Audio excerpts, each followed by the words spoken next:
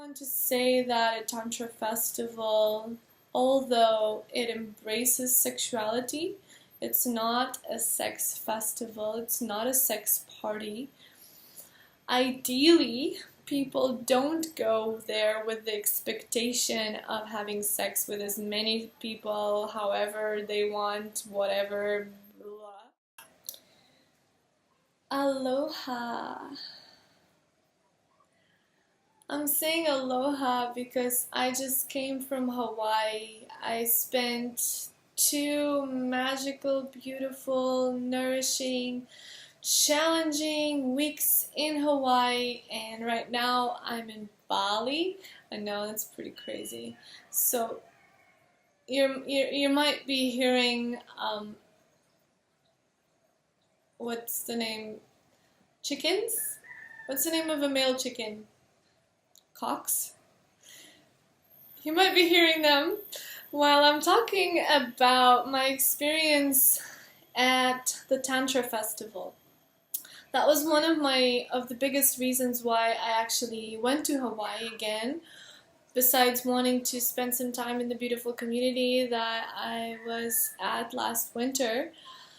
And I would like to share with you some insights on what a Tantra Festival looks like, what a Tantra Festival is, what my experience was of the Tantra Festival, what you might want to expect if you ever want to go to a Tantra Festival, if you're curious, or even if you've been to one and you're just curious what my experience of the Hawaii Tantra Festival was.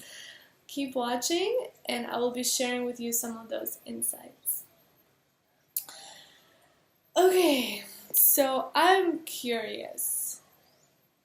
When I say the word Tantra, what immediately comes to your mind? What does Tantra mean for you? I would love to read in the comments below if you would like to share with us what Tantra is for you in just one word or a few words or a sentence. That would be awesome. I know that I'm usually pretty careful when I talk about Tantra, especially with people who I don't know so well, because I know how usually very, very often Tantra is associated with sex, and I know that sex is something that also is just like such a big topic. It can trigger people, it can just make them think about something that I'm not really intending to talk about. So I want to put that out there. I know that there is a lot around Tantra and sexuality. And I want to say that a Tantra Festival, although it embraces sexuality, it's not a sex festival, it's not a sex party. Ideally, people don't go there with the expectation of having sex with as many people, however they want, whatever, blah. For me, I see a Tantra Festival as a place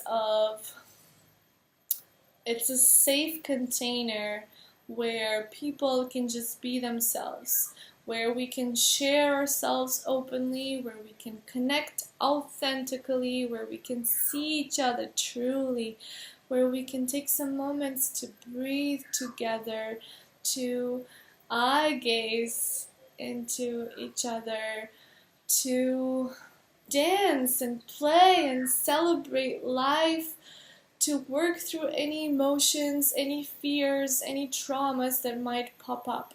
So that's why I feel called to go to Tantra festivals, because it's usually a big place of transformation. This one was for sure. What does a Tantra festival look like? So this one, there was yoga classes, there were meditation classes, there were dance classes, there were massage workshops, there were just different interaction workshops, and it went also all the way from just having a talk on consent and on how to set boundaries, on how to take care of yourself, how to say no, all the way to rituals where there was probably almost everybody naked and a lot of breathing and a lot of sexual energy. So it's a full spectrum, and I love it because it's really up to you. It's really up to you where you feel safe, where you feel good going, how far you are willing to go. And it's totally okay if you just want to be soft with yourself, the way I was most of the time, and just taking care of yourself and just doing what feels comfortable to you.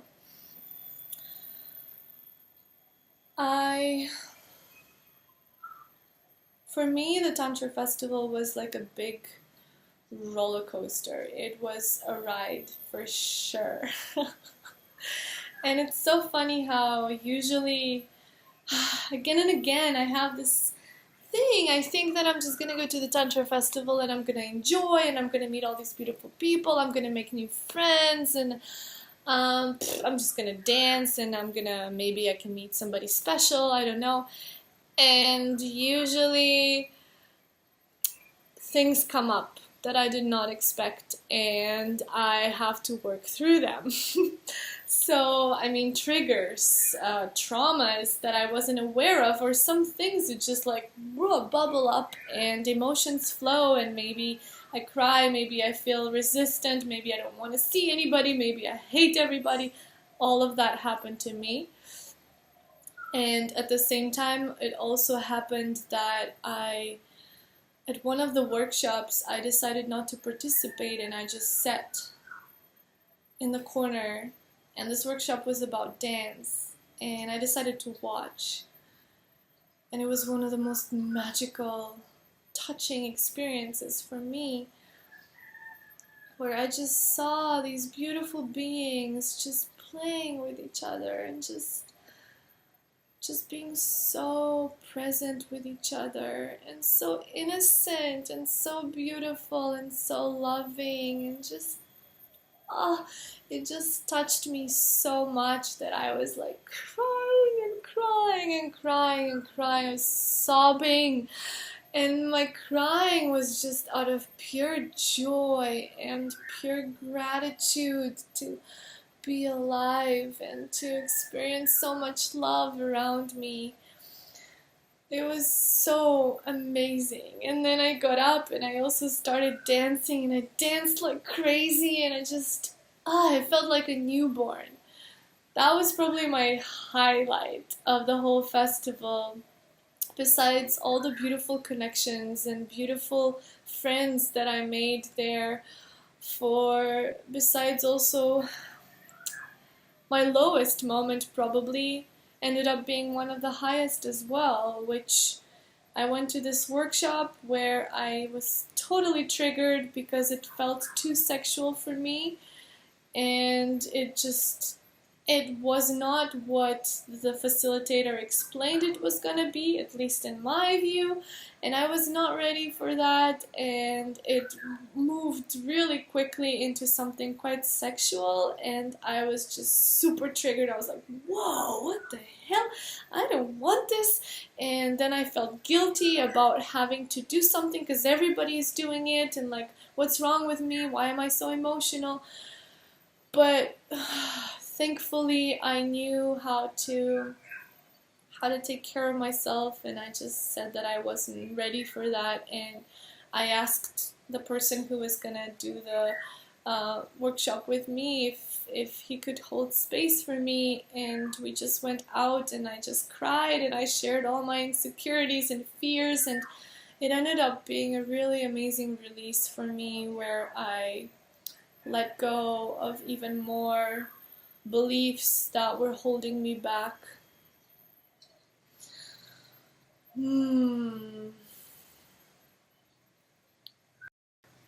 So those are some of my highlights and lows of the festival.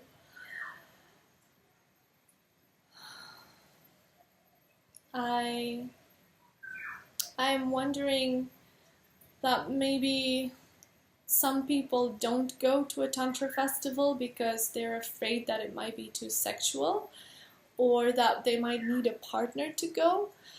I went to 3 different Tantra festivals, always by myself. I did not have sex with anybody, and I didn't feel pushed to do that. I think one of the most beautiful things of these festivals is that we are given a lot of tools on how to take care of ourselves, on how to really check in with ourselves at every moment. What do we want? How to set boundaries, how to say no, and everybody is introduced to that so that in the festival we feel safe to take care of ourselves, to say no. And whenever I say no, the other person usually would respond, wow, thank you for taking care of yourself. Isn't that amazing? Like, and that's why it felt really safe to just be myself, no matter what that means.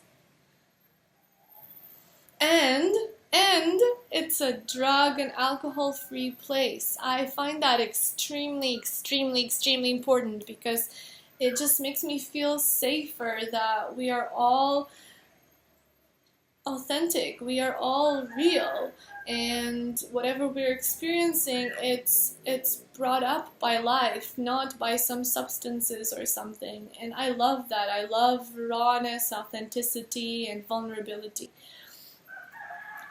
So it can be overwhelming because there's a lot of people, a lot of energy, a lot of emotions, a lot of things processing, and it can be also pretty lonely, actually, especially if you go into that mind space where you see all these people connect and you start thinking, oh my god, I'm not connecting, I'm just so alone and I don't have anybody. Because it can be this contrast. There's so much connection and you could feel lonely. I felt that a few times. It can be triggering. You might see some things that you're uncomfortable with. You might see nudity, you might see expression of sexuality, you might see crazy people dancing naked in the rain. And for some people that might be really uncomfortable. It can be really, really transformational if you're open for it, if you're okay with things coming up, if you're okay with working through things, if you're okay with asking for help.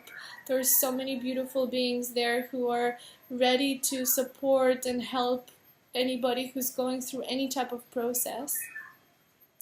And it can be extremely beautiful and magical and so nourishing for the soul and for the heart. So I think those last ones are really why it's so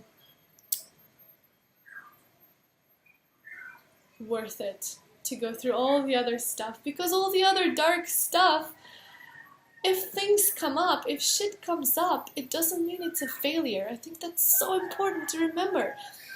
That things coming up, it's good because we're able to see it, and especially in that space, we feel okay, we feel accepted. We don't have to be anybody. We don't have to be perfect. It's about emotions. It's about life. So yeah, if you think ever about going to a Tantra festival, if you have any more questions and you would like to ask me, write in the comments below. I will eventually probably make some more videos on what Tantra is for me, how I got introduced to Tantra, and a lot of other stuff. For now, I think it's good. I hope you got a little bit of an insight of what a Tantra festival might look like. I wish you a beautiful time wherever you are, whatever you're doing. Thank you for watching. Thank you so much for watching.